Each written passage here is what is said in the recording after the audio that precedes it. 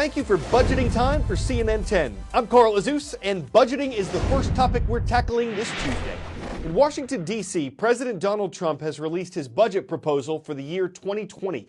The government's budget involves trillions of dollars. The vast majority of its revenue comes from taxes.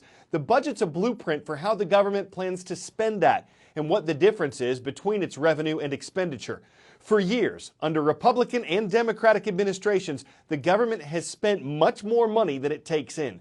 President Trump's proposal includes reductions in what the government plans to spend, $2.7 trillion in cuts to most federal agencies. The White House says it's the biggest spending reduction in presidential history.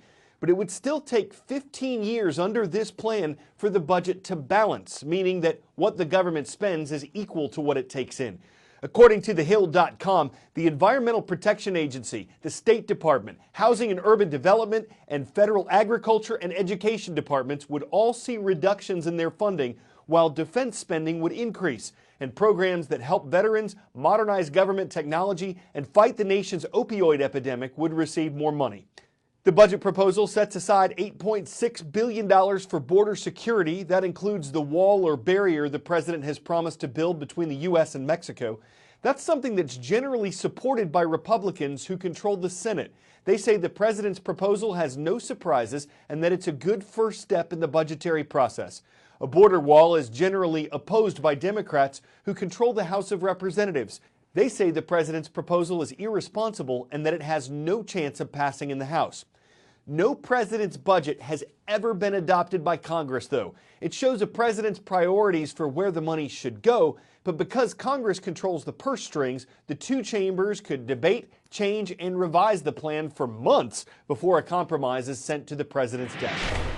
To South America now. In the midst of massive protests, political upheaval, and skyrocketing inflation, the struggles of many Venezuelans recently got worse when the power went out.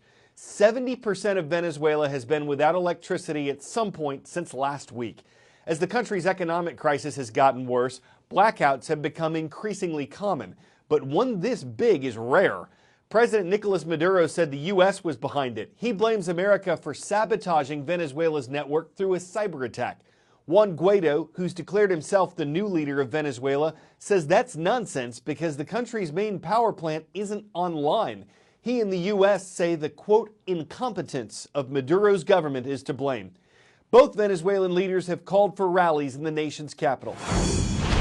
Well, the piece of good news comes from the lights that you see behind me. It seems that this city, this country is just beginning to recover, but the toll it has taken already in a country crippled by acute shortages of food, of medicine, and now this. We have heard stories of so many people just struggling to survive, especially in those hospitals that were already facing so much adversity. Today, we heard from many people who said, look, the power must come back on. We are running out of everything. We have spoiled food in our homes and no way to really figure out how to get more food and, quite frankly, the money to get more food into our homes. Right now, the government has said that Monday, again, everyone should stay home. Schools, businesses, the government is closed. People, again, will continue to try and recover. Politically, the opposition still continues to say this was mismanagement on the government side. President Maduro, though, continuing to hold to his line, saying that this was indeed sabotage. One thing is for sure, the hydro system, the electricity system in this country is in dire need of repair. And in the middle of a drought, Venezuelans know that while this blackout may be over for now, or at least beginning to be over, they know that they risk more blackouts to come and, of course, more struggles. Paula Newton, CNN, Caracas. 10-second trivia. Which of these private spaceflight companies was launched first? Virgin Galactic, SpaceX, Blue Origin, or Bigelow Aerospace? These companies are listed in order from the youngest to the oldest, with Bigelow having been launched first in 1999. It's been almost 8 years since a manned mission to space took off from U.S. soil. American astronauts traveling to the International Space Station have taken a seat aboard Russia's Soyuz spacecraft, which cost the U.S. $81 million per person per launch. That could soon change, though. As early as this summer, private companies like SpaceX, which receives billions in funding from the U.S. government, could soon offer trips to the ISS. Those would cost $58 million per seat. If and when that becomes a reality, though, organizations other than NASA might be willing to pay to send people up there, and the space station is only really built for 6 at a time. So another private company is joining the growing field of those looking to provide space solutions. Meet Robert Bigelow, a real estate developer who made his fortune building a chain of low-cost motels. Now, he's looking to grow his real estate empire off Earth. I mean, to imagine floating around in here, do you envision tourists also inhabiting these? Absolutely. He believes his company, Bigelow Aerospace, may have the solution to our space housing problem: expandable habitats. All of this at one point, when it's first launched, is going to be compacted into a really small space and then expand into this massive structure. Right, so it's squeezing a core, and then expansion takes place around that core, and now you have the shape of your spacecraft. How does this thing actually expand once it's launched into space? We just pump in gas. What kind of gas? Nitrogen and oxygen. Because these habitats start out deflated and small, it makes them easier and cheaper to launch than metal structures. The metal alternatives for the ISS have run into several billions of dollars to produce a habitat in 4 or 5 years of construction. You can do it faster and cheaper, you say? Absolutely. It's not just cheaper. He says the 18-inch walls of his habitats will better protect us from space debris and radiation. Once it expands, the B330 prototype has the same volume as a small 3-bedroom house, and their largest model, the Olympus, is twice the size of the International Space Station. What are these systems going to be used for? I mean, is this a space hotel? Is this going to be a space station? What we're doing is trying to create a sort of generic facility, a habitat. We want to be able to entertain entities, companies, space agencies. What you're describing sounds like a landlord. It is. It basically is. And the going rate to lease 110 cubic meters of volume for 60 days? $25 million. That may sound pricey, but that's still a fraction of what it costs now. And that's because there are only 2 habitable locations off Earth: the International Space Station and China's space station.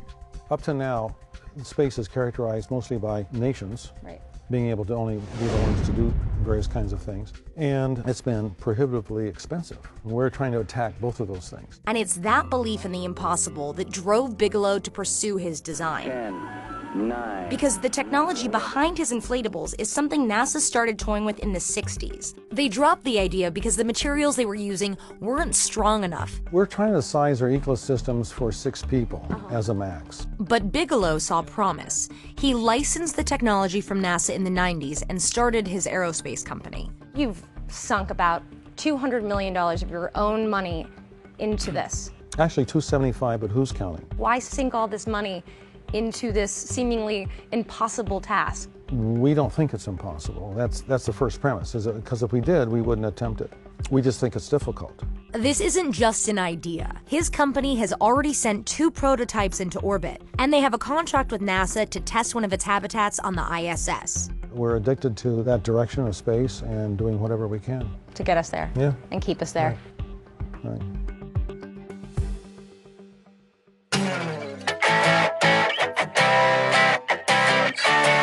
The car company that brought the world the Beetle, also known as the Bug, may soon bring it the Buggy.